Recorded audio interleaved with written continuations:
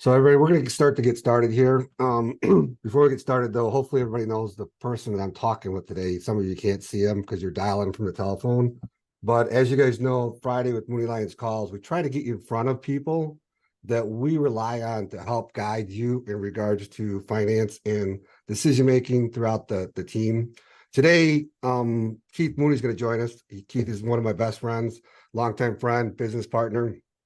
Keith and I and Greg and Jeff get together once a month and kind of plan out what we think the company's going to do, the direction, talk about what happened in the past, what we think is going to happen in the future. The team asked us to kind of sit down and do one of these calls. They felt it would be very beneficial for us to get in front of our clients, in front of you guys, and kind of share our vision with you and kind of the direction what we do. I'm not going to spend a ton of time to give Keith's introduction because everybody should know who Keith is. I can go through it again at the tail end, or you can email me and I'll give you the background aside there. But Keith, let's get started a little bit. Keith, if you remember, I think it's been maybe 6, 7, 8, 9 years ago now. You're better at timeframes than I am. But we had a kind of a meeting at Moretti's. We kind of sat down and said, you know what? We kind of see this industry changing. There's a lot of consolidation coming up within the industry. We're going to make some changes. We left one custodian to go to a multi-custodian, and we kind of saw some consolidation within the last couple weeks here. Can you spend a little bit of time on what you think the TD Charles Schwab merger, how that affects us? If were we anticipating it, things of that nature? Can you kind of go down that path a little bit? Yeah, absolutely. Hello, everyone. Yeah. So, originally we had our stuff custodian to LPL, right? And so we made the major decision to use Triad and use TD Ameritrade as our main custodian. And literally 3, 4, 5 months after we made that change, Schwab bought TD. And so Schwab has owned TD for, like 3 years now. And they told us for many, many months and in a few years that they were going to consolidate the platforms, and which just totally makes sense. If you're buying a company, you don't need redundancy on things, but they wanted to do it slow and do it right. So, I think many of you clients noticed the new statements and the Schwab and got emails about it. But that was a big change. Honestly, Joe, I don't see that changing with the consolidation in our industry. The thing I feel like we can bet on is that we're going to have more changes. Oh, I agree with you 100%. I'm going to pivot gears for us a little bit. And I know we use some terminology in the office that I think it'd be kind of good to share with the clients. But I'm going to talk about Mooney Lyons changes now. I'm going to kind of break it up into 3 categories. We kind of talk about we've been spending the last 5, 6, 7 years building this thing for growth. We're really building it for to grow out and to build out the process inside here. Can you spend a little bit about when we talk about building the firm for growth, what kind of that means in your eyes and in your interpretation? Sure. So, it's kind of that consolidation story. We manage now, and I know you're proud of it too. I'm very proud of it. We manage over $500 million, which is good. But with the consolidation in the industry, we feel we need to be north of $1 billion to generate the economies of scale and keep from being swallowed up, so to speak, and stay independent. So we're big time in growth mode, and we're doing multiple things to get there. But we're definitely open for business. We're hiring folks. We're building out our infrastructure, and I don't see that changing anytime soon. Ultimately, we're working with grandparents, parents, grandkids, kids, and multi-generational. And someday, Joe, you and I are going to want to retire and walk off into the sunset like many of our clients do, which doesn't mean you walk off the sunset. It means you get to travel and do more stuff. You get busier. But we're going to want to do that someday. So we need, and we've been doing just this, we need to build an infrastructure so that someday we can do that, because our goal isn't to sell the company. It's to keep it in perpetuity. And, you know, I have put my money where my mouth is. So I have my oldest son who's finishing up his, starting his 5th year, I think, in 2 months. So he graduated in finance, and he's a financial advisor and doing very, very well. And then I also have my youngest son, Eric, who started 15, 16 months ago. He actually worked in a CFP program at Northern Iowa University, and he's doing it, you know, taking his tests. He just finished all his tests. He's still learning and doing a great job, you know, and so it's important to start to get younger. That's a big part of building out this infrastructure, you know. So we hired Rick Rodriguez. We stole him away from Wells Fargo. Many of you have probably talked to him, but, you know, the thinking is, Joe, as Joe, you know, we need help. And, you know, when we're on vacation, or if we're on another appointment and the client needs help, and actually more than what the team can do and needs a financial advisor, that's what Rick is there to help us with, and get to know, you know, our clients. So he can help them. And many of you have seen Rick on reviews, and that's kind of his role. And then, of course, we've been building out this planning team, right? So all the retirement projections, we're using, you know, our financial planning software with eMoney. We've got Brendan and Lucas that are heading up that team. And, you know, I feel like our service model, you know, has gone through the roof, and our level of service is so much better than back in the day, Joe, when it was just a few of us. And I think we need to continue to improve that. But, you know, as you pointed out, 8-10 years ago, when we started down this path, everybody was close, within 5-6 years, the same age. So we realized, you know, I'm 54. So we realized, hey, if someday we retire, everybody else is going to be retiring at the same time. So I think right now we have 5 people under 35 or 38 years old. So we've definitely gotten younger, and I think we're going to continue to do that. You know, how we're growing, I think we're doing it kind of on multiple levels. You know, one, obviously, the biggest source of new clients come from our existing clients, the referrals. And, you know, we love working with and being introduced to, you know, family and friends and colleagues of our clients. It's the biggest form of thank you that they can give us. So we continue to plan on, you know, servicing our clients very, very well, and make us easily referable. But we're also doing some different things from a standpoint of, we're looking to continue to hire young advisors, you know, and grow that way. But we're also looking to buy books and look at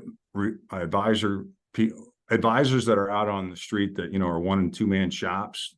Remember, we talked about this merger and consolidation thing and how it's getting so big. Everybody's doing it, and it's getting to the point with compliance and all the things that the reporting and all the things that have to be done. If you aren't at a certain size, it's just not real cost effective. And so, as you know, Joe, we're looking for those, you know, smaller advisor offices to partner up with, you know, kind of a tuck-in to grow. And we're also looking for advisors that are getting close to retirement and need a succession plan. So those are 2 other ways that we're looking to grow and build out. So you threw a lot at people. So I'm going to try to summarize that up for everybody in a couple condensed sentences. But Keith, when I come back to you, I'm going to try to go through the regulation of the industry. But everybody, Keith just went through a lot of stuff. So he had a couple key terms in there. He used the word multi-generational. And you guys know, when we do multi-generational planning for your unique families, that's your, you know, like he said, your grandparents, your parents, and the generations down inside. But he also mentioned in the firm, he's also doing multi-generational planning on his own aspect by bringing his children inside there. And then the other thing that he tapped on a little bit was we're being asked by, because of the size that we are today, we're being asked by other vendors or organizations to help out some smaller, not necessarily younger advisors, but some advisors that don't have the scale that we have in regards if they become disabled or they unfortunately pass away or they need to slowly look to retire inside there. Before I pivot over to regulation, Keith, in regards to that, because you've had some conversations with some of these people and some of them feel like they're a fantastic fit. But when you're talking to the people, I mean, one of the key things I think that, and I don't want to talk for you, but like the fit or the culture, what does that look like in regards to if we were to plug that person in, how would that deviate, or what are we looking for when we go down that route? It's 100% got to be a cultural fit. You know, we have a level of expectation from a service model. We also, you know, integrity and honesty and all that has to be impeccable. And also, you know, if we were to tuck in and bring somebody in, it has to be somebody that can grow and develop in a way that they can incorporate into our system, because you know, it's like with the new advisors, they have to have this same level of sophistication. Every client deserves that, whether doesn't matter what advisor they're working with.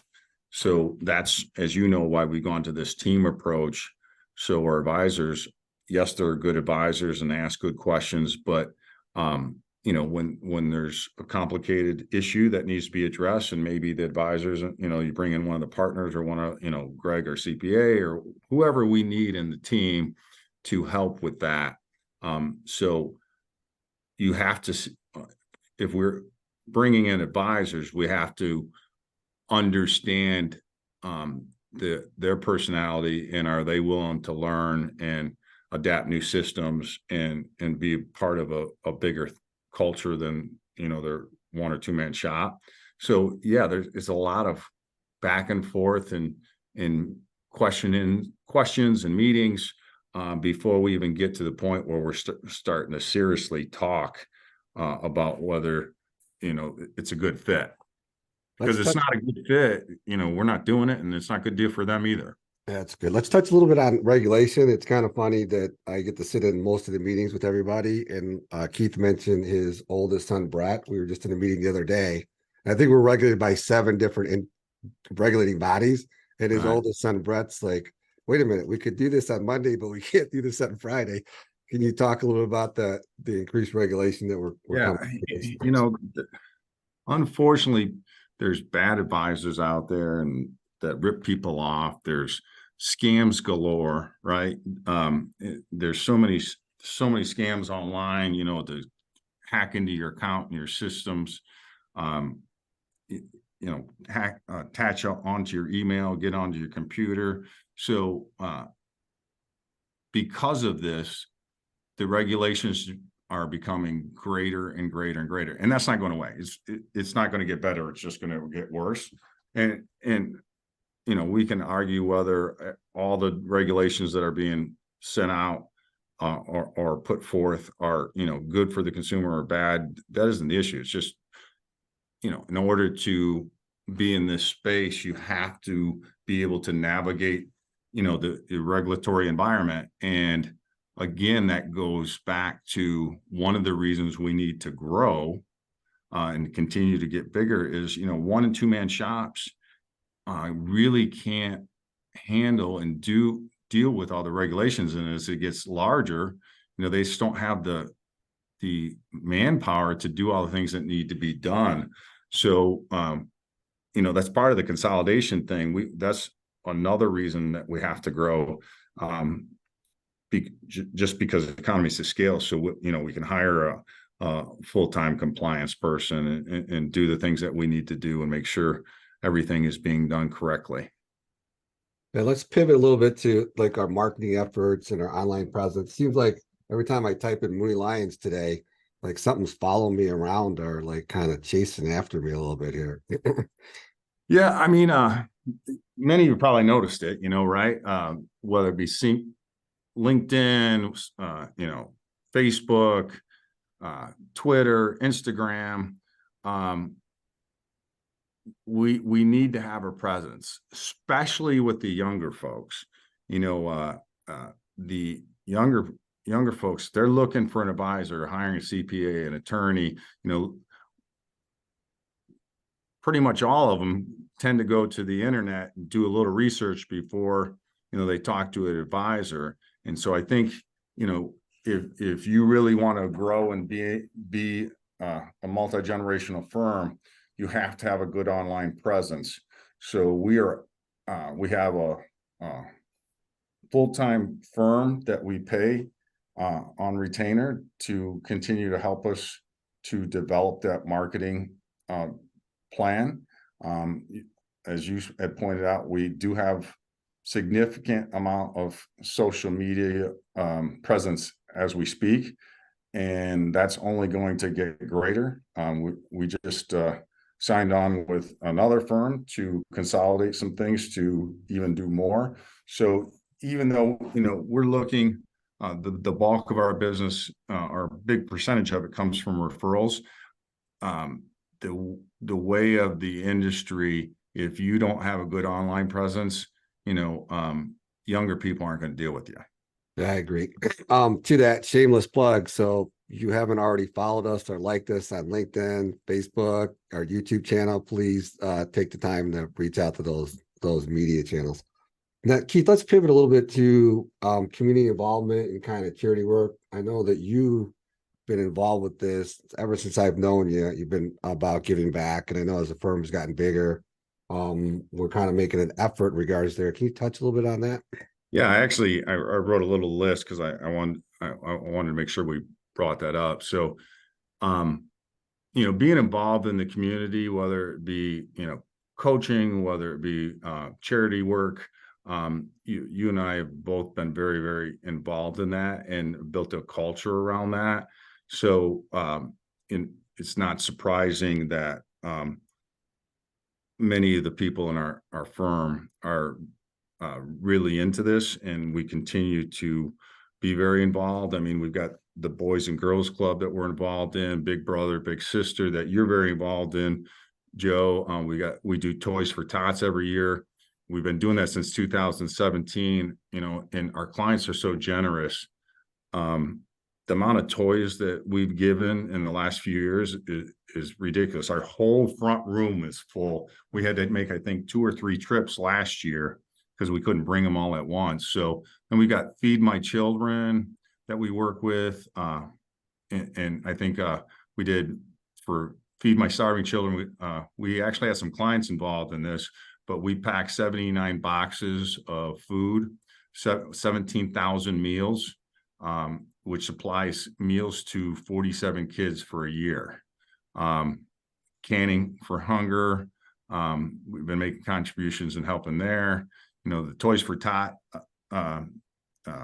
drive will start here next month, and so we look forward to blowing the doors off what we did last year and even having more toys. I hope I can tell you next year that we had to make 5 trips to the place to drop the toys off, but we've got multiple things going on. We're working on setting up calendar events with the Northern Illinois Food Bank in Geneva, Feed My Starving Children, Canning Hunger. Rick in the office just went on a mission trip to Nicaragua in July, helped teach English. Ted is very active in the community. He's a member of St. Catherine's Knight of Columbus, Sleepy Hollow Service Club. So that is important to us. It's given back. I think as human beings, we need to do that, and I'm proud of what we've been doing. On that note, too, the Feed My Starving Children, we actually are looking for ideas. We're going to try to do 2 things a year, which are 2 things that we want the clients to help us drive that we'll get involved with. So if you want to reach out to Rick and just share ideas, we're very open to that. In the 2 or 3 minutes we have left, Keith, let's spend a little bit of time talking about professional development, personal development that we had with the team, because I know it's grown since you, me, and Jeff and a couple other staff members that, I mean, I have a hard time finding time to go. The restrooms are always full. We got to get a bigger space here. We're definitely bursting at the seams, but one of the things that is important to us, as I had mentioned earlier, is that you know we have the team approach, and regardless of who your advisor is, you're getting the same Mooney Lyons experience. So one of the things we have as an incentive, and it's actually part of their pay, but it is to educate and continue to improve their knowledge. Lucas, who heads up the financial planning team, just completed his CHFC. He's currently studying for CFP in November. Brendan's passed all his securities exam. Brendan has one left, and then he'll be fully securities licensed. Eric Mooney's passed all securities tests to become an advisor, so now he'll be working on his CHFC next. Brett Mooney earned his CFC designation and now working on his CFP.